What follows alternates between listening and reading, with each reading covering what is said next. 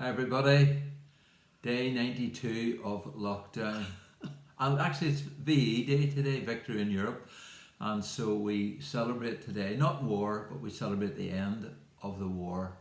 I had an uncle who was a gunner in a merchant ship. He came home, and I had a great uncle who was killed in the First World War, the Battle of Arras, 1917, and he didn't come home. So we're thankful today for those who gave their lives for us. Absolutely. I suppose it makes us think too about how people lived through those days, and it must have been a real struggle for them to hold on to hope. Yeah. And you know, to a certain extent, well, I think that's what I've been struggling with the last couple of days is holding on to hope.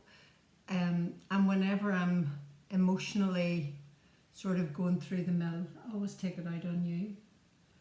I wouldn't say that. We did have a moment the other day, right?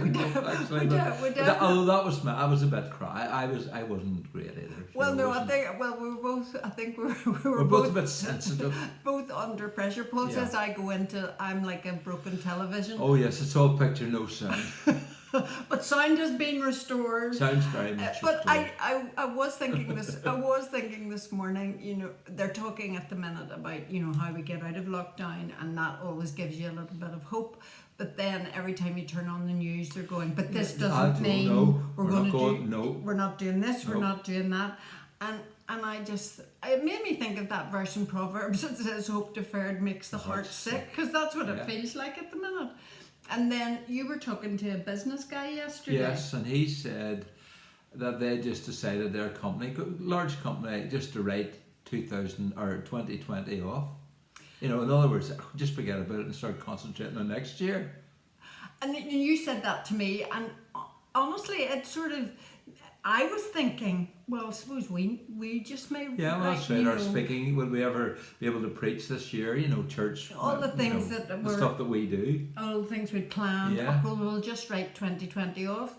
And I suddenly thought, that is such wrong thinking. It is, I know. That the devil's plan is always to kill, steal and destroy, which is what he's doing at the minute. So I think that if we say, it's a write-off, then, just falling into his trap, aren't we? Absolutely. Whereas Jesus said he came to give us life and life in all its fullness, even in a season like this. So I think it took me to Romans chapter 5, because I was thinking about hope. I mean, my hope can't be based on the fact that the government says you can go and see your grandchildren in a few weeks' time. No. That can't be where my hope is. So I read Romans 5 again this morning, and it says, not only so, but we glory in our sufferings, because we know that suffering produces perseverance, perseverance character, and character hope. And hope does not put us to shame, because God's love has been poured out into our hearts through the Holy Spirit who has been given to us. So it made me think that if in this season the result of it is that there's more perseverance produced in me, that the perseverance produces deeper character, that I become more like Jesus, that character produces hope, then it won't be a wasted season. It actually will be a very productive season. Productive season. So that's what I've been thinking. Well, I think actually it flows on. I read in Ephesians chapter 5, and Paul says, "Be very careful then how you live, not as unwise but as wise, making the most of every opportunity, because the days are evil. Therefore, don't be foolish, but understand what the Lord's will is." And this whole thing of making the most of every opportunity, how do you do that in lockdown? Yeah. That's a big question. How do you build character? And I've always discovered that character is built not by the big things in life, but by the small decisions that you make. I mean, this week alone, we got 2 cards. One was quite a lengthy one from a long-term friend and colleague, actually, just telling us how wonderful we were. And we agreed. No, it was not absolutely. It was so encouraging. That she's actually taken the time to do it, and somebody else sent us just a little note paper on it, a little just reminding you that God loves you. That was it, on to Paul and Priscilla, and we thought, wow, somebody's actually doing small things. They're making the most of every opportunity.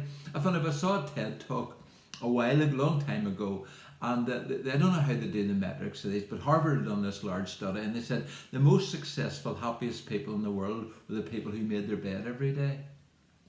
Which we do. Which we do. You know, it's the small things, the little things that you just build in, and that's why we pick up on children and their behaviour. Why? Well, not because it irritates us, but actually because it'll build character in them. I remember years ago Tony Campolo being in Belfast preaching to this really big crowd of young people, and he had them in the palm of his hand, and he built into a crescendo, and he said, and the most important thing for God that you can do today is this: be nice to your mother. And you know, all of us, her parents were going, yes, Tony, because it's the small things, making the most of every opportunity, and whether you're locked down or you're not, you can actually do something every day. Be kind, be gentle, say you're sorry, send the card, make the call, do something, and it'll build your character, and in doing those small things, it'll gradually, slowly, subtly change you, and life will be different. And so even as where character is built, I had thought this morning it says your character produces hope, and I thought, well, how does that sequence work? And I think that the more God builds your character, the more you're able to not look at your emotions and not look at your circumstances in order to maintain hope, but that you look to Him. I love the song at the minute. Even when I can't see it, you're working. Even when I can't feel it, you're working.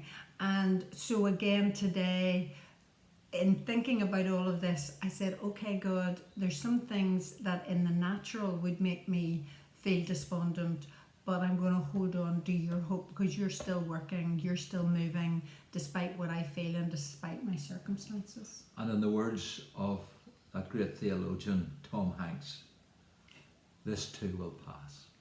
And I'll try to be nice to you over the weekend. Oh, well, you know, it'll build your character. God bless. Actually, just before we finish, been a big thing started through our 99 excursion. People want to know where it is. It's the Woodstock Road. But don't let everybody know, okay, because they'll all be going there. No, and Sunday, Gary Burnett actually put up a thing, and he said, what would you call a slider with a flake in the middle of it? And our American friends have no idea they what don't a slider. know. Well, sliders are like we. Yeah, or a poke, for that matter. Oh, don't say that. That's a cone. Anyway, God bless you. See you soon.